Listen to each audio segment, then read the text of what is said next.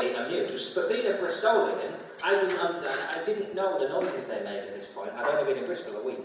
He got wedgied and went like this. Ew! Am I like plums, you queer? And I pissed my pants. I laughed louder than I've possibly ever laughed in my entire life.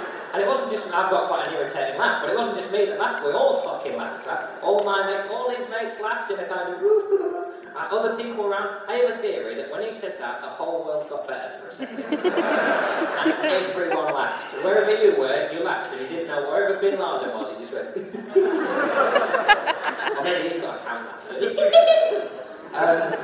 We all had a bit of a laugh, and I thought, well, that's a stage laugh, isn't it? Because that came out of his mouth, and he knows, so he thought he'd probably go, oh, he did sound a bit, and he didn't know, I was your business, I got balls to tell. Actually, strongly enough, that didn't happen, right? There was a fourth member I hadn't seen, he was in the darkness, right? Not the band, he was in the actual darkness. He was on crutches, he came out of the shadows, right? The actual shadows, not the band. He was on crutches, and he went, what the fuck are you laughing at? And he levered the crutch and smashed my mate Adam in the face with it, that's when the fight really happened, because everyone fucking jumped in then. Now, I say I was involved in the fight, I took the role of administrator. I mean, you may mock, but someone's got to have the maturity to just step back and make sure everyone's paired up. Otherwise you get a fucking mayhem situation. So I took it on the chin. Not physically, that would have hurt. Across the back. And I watched that, I got you two are fighting, well done, and you two are going at it, excellent, and you seven are kicking my other mate on the floor. Everyone's busy. Taking care of itself, and I watched, and I got a bit fucking bored, so I thought, right, come on John, use your initiative, what's your next task? Taxis. We're all going to want a taxi when this blows over. I'll go get it sorted. So I crossed the main road to where the taxis were. The fight followed instantly, which confirmed it was me they wanted to punch the most. But fortunately my mates came with me.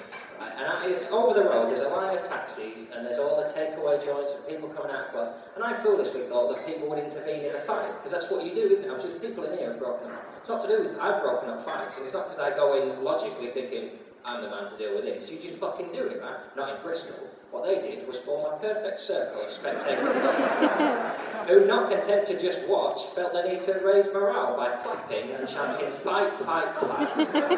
Which is fucking dead. That's worse than robot building areas in pubs. Now I missed all this because I've gone into the burger joint to get some nibbles. Not just for me, I'm not selfish, I was going to put a little buffet out.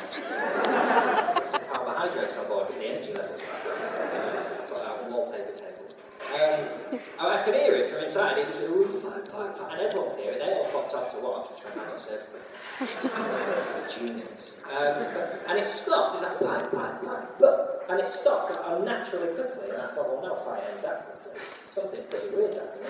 And what had happened is my mates were outside, and because they're good people, they weren't really attacking, it was more defence. It was, can you not punch me, because it fucking hurts. My mate Adam, who'd gone to do like a leg block on the guy who was fighting him. I'm sure he did without looking like a hobbit with rickets. Me too. He lifted his leg, right, and as soon as he lifted his leg, the guy who was fighting saw this, thought on his feet, grabbed his leg, took his shoe off, and threw it on the roof of the burger joint. Which I can understand, he's done that purely on instinct, right? He's grabbed the shoes, taken it off, that's fine. That remains the campest fight move I have ever fucking seen. To have the presence of mind under attack, to go, whoop, I should be undressing you then!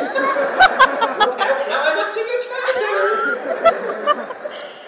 I've watched 300, it doesn't happen. There's no scene with sandals flying across the screen. Angry Spartans, who are you bugger? He threw the shoe and that's when the crowd went silent, as if to say, no, that's too. I think we were all enjoying the punching and the kicking. That was lovely, but you do not leave someone shoeless in a town centre. Health and safety, there could be broken glass on the floor. There's a slice of tomato there, look. But if he stands in that, he's got a wet sock for the rest of the year. I don't feel comfortable watching now. So, only then did they start coming in and they broke up the fight, and men sort of made a ladder out of arms. It looked fucking cool. And my mate Adam climbed up onto the roof to get his shoe, and then it went from silence to tension then, because they were, what if he doesn't find his shoe? This has become an actual crime. He found his shoe, he sort of came over the edge and peered over and lifted it up like the World Cup, and they all clapped and cheered and fucked off. I mean, when I say I was involved in a fight, what I mean is I started a fight and went and got some chips. But that's my only